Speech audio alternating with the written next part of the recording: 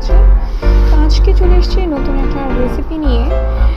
যদিও রেসিপিটা নতুন নয়, এটি সাধারণ রেসিপি, কিন্তু একটি নতুন স্বাদে আমি ট্রাই করেছি বানানোর। তো এই রেসিপিটা যদি আপনারা খেয়ে থাকেন তাহলে আপনাদের মুখে লেগে যাবে। তো প্রথমে নিয়ে নিয়েছি পেঁয়াজ কুচি, মরিচ কুচি, ডিম, নিয়ে নিয়েছি বিট লবণ, চাট মশলা।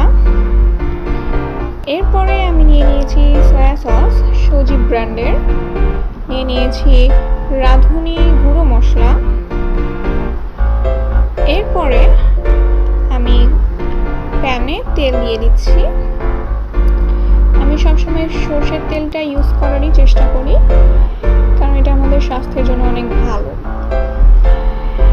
এরপরে তেলটা গরম হওয়ার পরে আমি এখানে ডিমটা ভালো করে ফেটিয়ে নিচ্ছি। দিয়ে দিব 1 চিমটি লবণ। 1 চিমটি লবণ দিয়ে ডিমটা ফেটিয়ে দিব, তাহলে ডিমে একটা সুন্দর টেস্ট আসবে, পানসে লাগবে না। তো লবণ দেওয়ার পরে আমি ভালো করে ডিমটাকে ভেজে নেব। ডিমটাকে চুলোয় দিয়ে দিয়েছি। এরপরে খুব ভালো করে আমি ডিমটাকে ভেঙে নেব। ফার্স্টে ভেজে নিচ্ছি, ভাজা হয়ে গেলে আমি এবার ডিমটাকে ভেজে নিচ্ছি, কেটে নিচ্ছি। ডিমগুলোকে আমি সুন্দর টুকরো টুকরো করে কেটে নিয়েছি, একটা সাইজ মতো, খুব বেশি বড় না ছোটও না।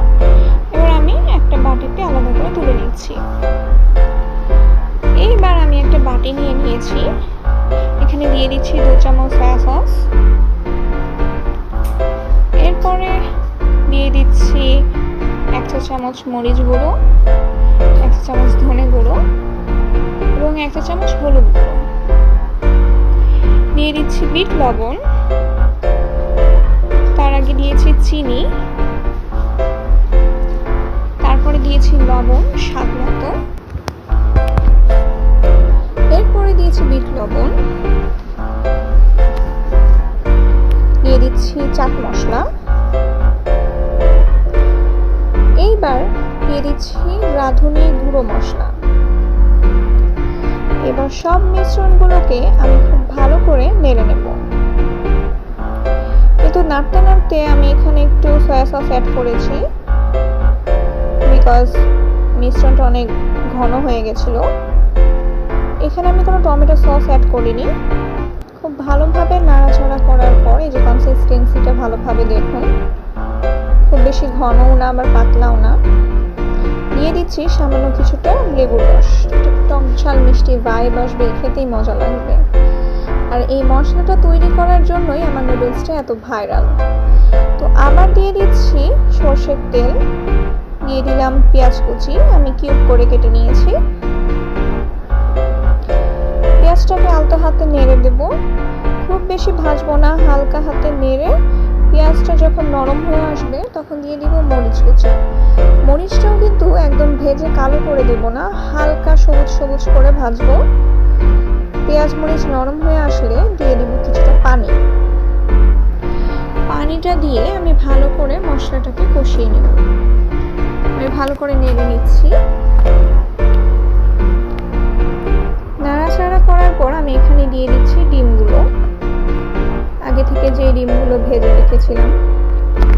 এবার আবার নাড়াচাড়া করে দিয়ে দিচ্ছি নুডলসের টেস্ট মেকারটা। টেস্ট মেকার দেওয়ার পরেই যেন একটা সুন্দর স্মেল আসতে শুরু করলো, সাথে তো চাট মশলা, একদম অসাধারণ একটা স্মেল আসছিল। তো আমি ভালোভাবে নেড়ে নিচ্ছি আবারও, দেখতে অনেক সুন্দর লাগছে কিন্তু। যাই হোক, এভাবে ভালোভাবে নাড়াচাড়া করার পরে আমার আগে থেকে বানিয়ে রাখা সসটা দিয়ে দিলাম। সসটা দেওয়ার পরে আমি ভালোভাবে নেড়ে নিচ্ছি। দেখুন ভিউয়ার্স, একটা কোরিয়ান ভাইব চলে এসছে, সুন্দর কিন্তু তেল বের হয়েছে। তো তেলটা যেহেতু বের হয়ে গেছে, এবার আমি বাটি ধোয়া একটু পানি দিয়ে দিয়েছি। পানিটা দিয়ে আমি ভালোভাবে নেড়ে নিচ্ছি। এইবার আমি আগে থেকে সিদ্ধ করে রাখা, আমি সজীব নুডলস অলওয়েজ ইউজ করি, ভালোভাবে সিদ্ধ করে নিয়েছি। এবার আমি নেড়ে চেড়ে সুন্দর সুন্দরভাবে নুডলসটাকে রান্না করে নেব। এইটাই কিন্তু মেন কাজ, একটা নুডলসটাকে ভালোভাবে মেশানো, এটাই কিন্তু মেন কাজ, কারণ এই সময়টাতে নুডলসটা কিন্তু ভেঙে যেতে পারে। আমি আলতো হাতে নেড়ে নেড়ে মিক্স করে ফেলছি সব কিছু, যাতে ভেঙেও না যায়, এবার মিক্সও হয়ে যায়। তো মিক্স করা প্রায় শেষ। পরবর্তীতে আমি একটু লবণ দিয়েছিলাম, লবণ কম হয়েছিল। আপনারা অবশ্যই আপনাদের স্বাদ মতো লবণ দেবেন। লবণ দেওয়ার পর আমি আবার ভালোভাবে নেড়ে নিয়েছি। এইবার পরিবেশনের পালা। আমি তো চপস্টিক দিয়ে সুন্দর মতো সাজিয়ে নিয়েছি, আমি কোনো ডেকোরেশন করিনি।